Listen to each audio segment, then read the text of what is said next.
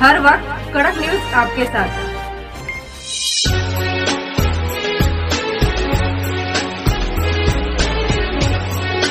नमस्कार, कड़क न्यूज में कड़क सवाल। आज हमारे साथ एंटी करप्शन के चीफ, जो कि एक संस्था है इंडिया के अंदर बहुत बड़ी है और उसमें काम भी बहुत अच्छे होते हैं, गरीबों बुजुर्गों की मदद होती है।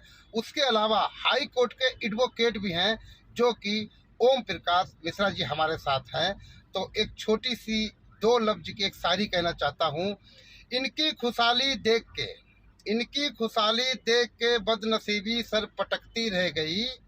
एक दिन की बेइंतहा बारिश के बाद बदनसीबों की छत कई दिन टपकती रह गई। क्या बात है, क्या बात है। ओम जी, ये बताइए, आपका जो एक दिन पहले जो जन्मदिन था, लोगों ने बड़ी खुशियां मनाई। आपके फॉलोवर लाखों की तादाद में है देश के अंदर और बहुत हर तरीके के लोगों ने खुशियां मनाई।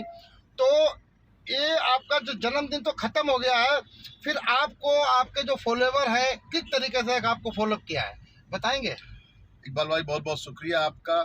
जो आपका कड़क न्यूज नेटवर्क है, आज पूरे देश में गरीबों, मजलूमों, मजदूरों और जो असहाय जनता है उनकी मदद कर रहा है और लोग उसे अप्रिशिएट भी कर रहे हैं।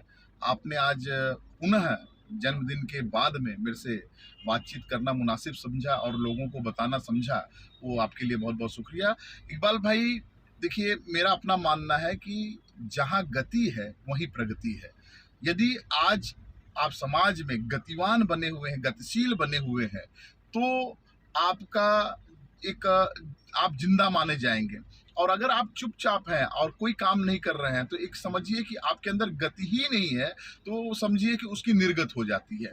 तो मेरा अपना मानना है कि जनता के लिए अगर आप सचमुच सेवा कर रहे हैं, तो 24 घंटा साल के 365 दिन आपको गतिशील रहना पड़ेगा। आपकी जो पारिवारिक जिंदगी जो है वो पूरी तरह से जनता के लिए, जनता ही आपका परिवार हो जाता है और उनकी समस्या ही जो हो जाती है आपकी समस्या हो जाती है। तो ये मान करके चलिए कि जो इतना बड़ा वृहद परिवार आप कह सकते हैं कि एंटी करप्शन का जो तैयार हुआ है, वो आप लोगों की दुआ, आप लोगों की हौसला अफजाई, आप लोगों की मोहब्बत की वजह से तैयार हुआ है। और आज हमारा जो रिकॉर्ड रहा है कि जो भी हमने काम लिया है आज तक, कोई भी काम फेल नहीं हुआ। वो उसके पीछे यही हो सकता है कि इतने सारे हजारों लाखों लोगों की जो दुआएं चल रही हैं वो हमारे काम आ रही हैं। अच्छा, ये तो बहुत अच्छा आपने बोला है। अच्छा, एक चीज़ ओम जी और बताएं, जो देश के अंदर गरीब तबका बहुत है, जो स्कूलों की फीस नहीं भर पाते हैं, हॉस्पिटलों में इलाज नहीं करा पाते हैं, तो ये जो एंटी करप्शन आपकी जो संस्था है देश भर में, तो भारत के जो बहुत कमजोर लोग हैं और बेसहारा लोग हैं, ये एंटी करप्शन उनके लिए क्या मदद करती है और क्या मदद करेगा? आपके माध्यम से मैं बताना चाहूँगा कि हमारी जो संस्था, आपकी जो संस्था है, जिसमें आप भी बड़े ऊंचे पोस्ट पे हैं, आप राष्ट्रीय उपाध्यक्ष हैं माइनॉरिटी सेल के, आप पिछड़ा विभाग जो है पूरा देखते हैं आप। तो पिछड़ा विभाग मतलब ये होता है कि जो दबे कुचले वर्ग हैं उनको पिछड़ा विभाग कहा जाता है। तो मैं ये चाहता हूँ कि अगर इस तरह के जो होनहार बच्चे हैं, जिनको तालीम नहीं मिल पा रही है और उन्हें तालीम की सख्त जरूरत है, मैं ये कहता हूं कि आप एक बार दौलत ना कमाए चलेगा, लेकिन आप तालीम कमाइए। तालीम हासिल करेंगे तो दौलत से ज्यादा आपको जो होगा उसका फायदा होगा। तो आज अगर इस भारत में, मुंबई में, महाराष्ट्र में, उत्तर प्रदेश में कहीं भी आपके इस चैनल के माध्यम से मैं घोषित करना चाहता हूं कि अगर कोई भी जिसको तालीम की जरूरत हो, चाहे वो छोटे बच्चे हों या 12वीं में पढ़ रहे हों या ग्रेजुएशन में या फिर किसी डिग्री की जरूरत हो, तो हमारी संस्था अगर वो अपनी एक एप्लीकेशन हमको देंगे कि उनको छात्रवृत्ति चाहिए, उनको वजीफा चाहिए, उनको किसी तरह की मदद चाहिए, तो एंटी करप्शन ब्रिगेड जो है उनकी पूरी मदद करने की कोशिश करेगा। और आने वाले समय में आपके इस चैनल के माध्यम से मैं आपके चैनल पे ही घोषित कर रहा हूं कि आने वाले समय में हमारा पहला प्रायोरिटी होगा कि हम जो होगा तालीम के लिए बड़े पैमाने पर स्कूल और कॉलेज की व्यवस्था कर सकें।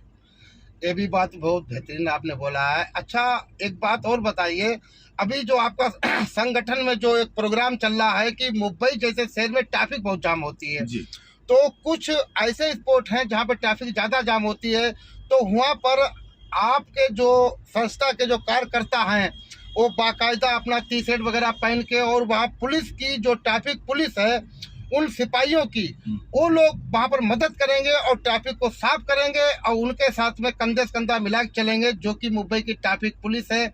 ऐसा मेरे को सुनने में आया। क्या इसके बारे में क्या कहना? आपने बिल्कुल सही कहा, माकूल कहा आपने, ये सही जानकारी है। हमारे एक पदाधिकारी हैं जुल्फिकार काजी जी, जो कि साकीनाका को लीड करते हैं।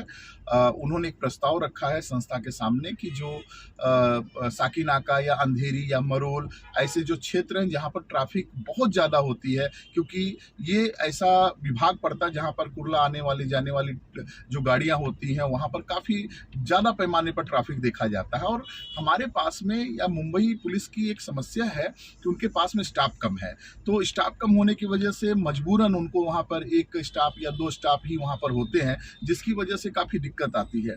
अच्छा, दिक्कत आने के पीछे सबसे बड़ा कारण ये भी है कि कुछ भाई ट्रैफिक नियमों का पालन करते हैं और कुछ भाई जो होते हैं ट्रैफिक नियमों का पालन नहीं करते हैं, जिसकी वजह से क्या हो जाता है कि ट्रैफिक की समस्या जो हो जाती बढ़ जाती है।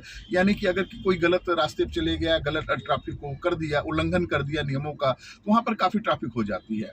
तो ये जो जुल्फिकार काजी जी हैं, जो हमारी साकीनाका की टीम को लीड कर रहे हैं, उनका प्रस्ताव था कि क्यों न हमारी टीम जो है वहाँ पर खड़े होकर के ट्रैफिक जो पुलिस है, ट्रैफिक डिपार्टमेंट है, उनकी मदद करे।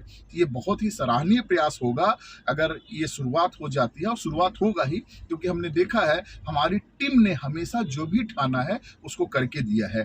तो ये एक हमारी शुरुआत होगी साकीनाका से, साकीनाका के क्षेत्र से, साकीनाका विभाग से। ये सफल होने पर हम पूरे मुंबई में इसको लागू करेंगे। अभी आप सुन रहे थे, देश में काफ़ी अच्छी ऐसी स्कीमें ये चालू करने वाले हैं जो अभी आप सुन रहे थे। ये थे ओम जी जो सुन रहे थे आप इनकी जुबानी। कैमरामैन नईम के साथ मैं इकबाल सिद्दीकी, मुंबई, महाराष्ट्र।